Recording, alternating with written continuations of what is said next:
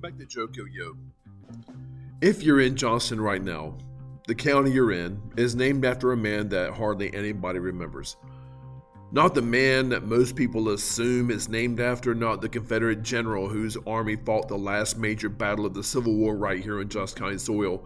No, we don't name our county after Confederate generals that lose. That's Fort Bragg. Not the general who surrendered 89,000 men to end a war that his own president wanted to keep fighting. This county is named after a Scottish doctor who became a colonial governor and spent 18 years trying to run a colony that did not really want to be run. Two Johnstons, same name, completely different men, and both of them in their own way had to decide when to stop pretending. That's what this episode is about. Let's start with the first one. Gabriel Johnston was born in the Scottish Lowlands in 1699. He was, by the standards of his time and place, a genuinely accomplished man.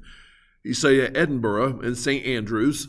He taught Hebrew and Oriental languages at a university. He wrote political articles for London newspapers. He was, in short, a man of the mind, not obviously suited to governing a fractious, swampy, underpopulated British backside colony on the far side of the Atlantic Ocean.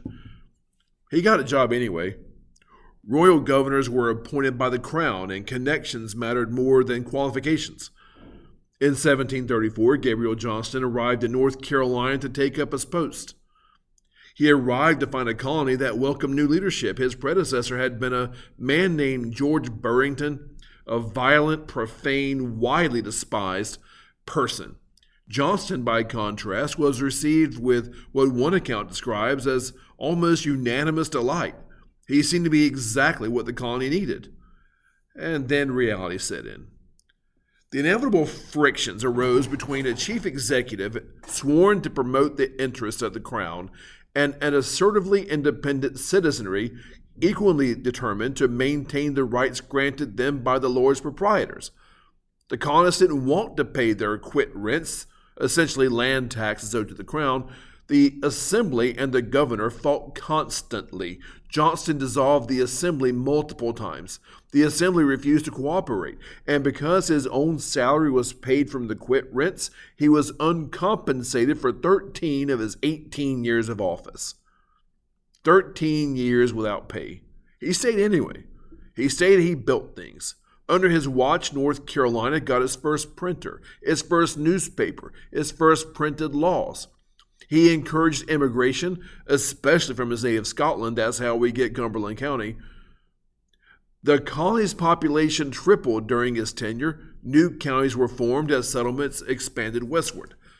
One of those counties, formed in 1746, was our own Johnston County, named for the governor, named in effect for the man who had spent over a decade governing a place that didn't want to pay him and didn't really listen to him, and yet somehow became more of a place under his hand. He stated that he had known confusion and disorder, but had not made a single personal enemy in North Carolina. He died in 1752. No known portrait of him survives that I've seen. The county has his name, but almost nothing else of him. That's the first Johnston. Now we're going to talk about the second one, and the battle that bears his name.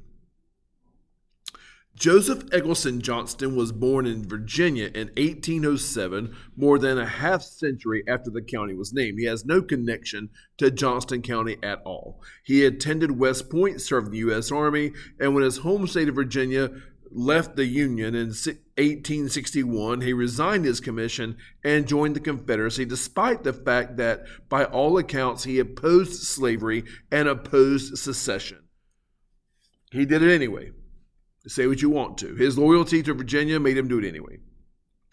That contradiction, a man who opposed the thing he was fighting to preserve, ran through Johnston's entire Confederate career.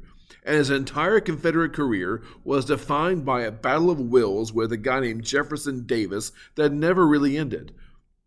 Davis wanted Johnston to hold territory. Johnston believed in preserving his army's ability to fight. Davis wanted bold offensives. Johnston believed in strategic retreats that kept his men alive. Davis fired him. Davis rehired him when things got desperate. Davis fired him again. Davis rehired him a second time at the very end of the war when there was almost nothing left to command. By March 1865, Johnston was in North Carolina with the remnants of the Confederate Army of Tennessee. Sherman was coming up from the south with 60,000 men. Johnston had about 21,000, many of them in really bad shape. The Battle of Bentonville was Johnston's last stand. He attempted a surprise attack on Sherman's forces right here in Johnston County and overwhelmed by a force 3 times the size of his own. He fought for 3 days on Johnston County soil. He failed to stop Sherman. His army retreated, and then Robert E. Lee surrendered at Appomattox. Now, here's the moment that the episode turns on. April 11, 1865, 1 o'clock in the morning, General Joseph E. Johnston learned from an unofficial but reliable dispatch that General Robert E. Lee had surrendered the remnants of his army near Appomattox Courthouse. The last shred of hope for a Confederate victory had been for Johnston to unite his army with Lee's somewhere near the Virginia border. That was gone now. Jefferson Davis, however, was not ready to accept this. Davis remained unconvinced that Lee's surrender was the fatal blow to the Confederacy in the war effort. He spouted some kind of grand illusions of raising a large, well-armed, well-fed field army comprised of recalled deserters to continue the fight. Of course, Johnston went to Greensburg to meet with Davis. He brought his generals with him, and at that meeting, Johnston did something Confederate generals rarely did. He told Davis the truth. Everyone else is scared of him.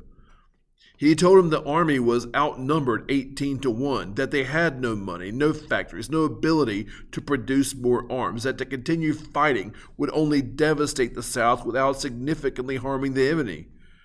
And then Johnston said the words that defined the rest of his life. He said, "It would be the greatest of human crimes to continue the war." Davis authorized him to make contact with Sherman, and then, this is the part that matters, Davis changed his mind. When the first terms were rejected by Washington, Davis ordered Johnston to dissolve his army and melt into the countryside. Keep fighting, don't surrender, become a guerrilla force, keep the pretense alive. Johnston disobeyed orders.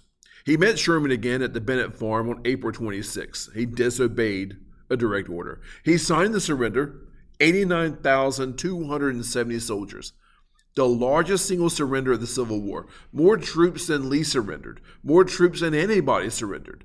President Davis considered that Johnston surrendering so many troops that had not explicitly been defeated in battle had just committed an act of treason. And Johnston didn't care what Davis thought. He'd stopped caring what Davis thought somewhere around 1862. Now, here's what I want you to sit with. The county is named after Gabriel Johnston, a man who spent 13 years governing without pay, building a place that kept telling him to mind his own business.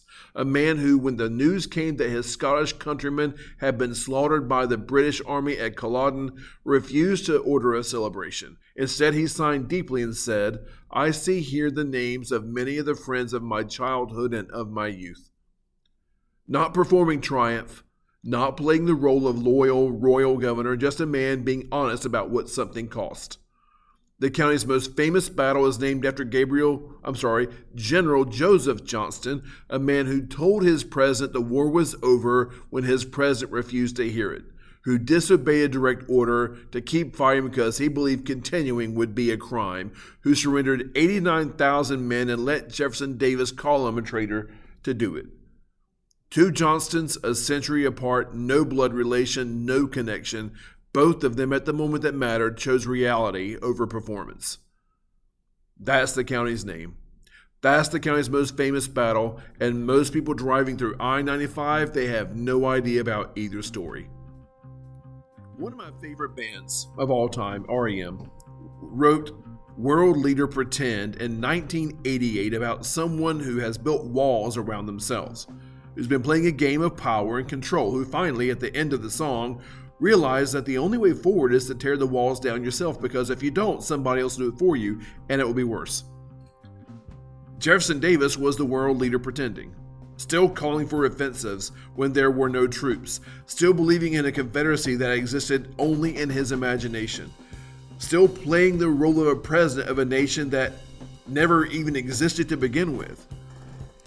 Johnston tore the wall down himself. He cost him his reputation in Confederate circles for the rest of his life. Gabriel Johnston governed without pay for 13 years and died without a portrait. The county remembers them both in its own way, the one in name, the one in battlefield, and almost nobody knows their story. And that's that, y'all. Until next time, be good.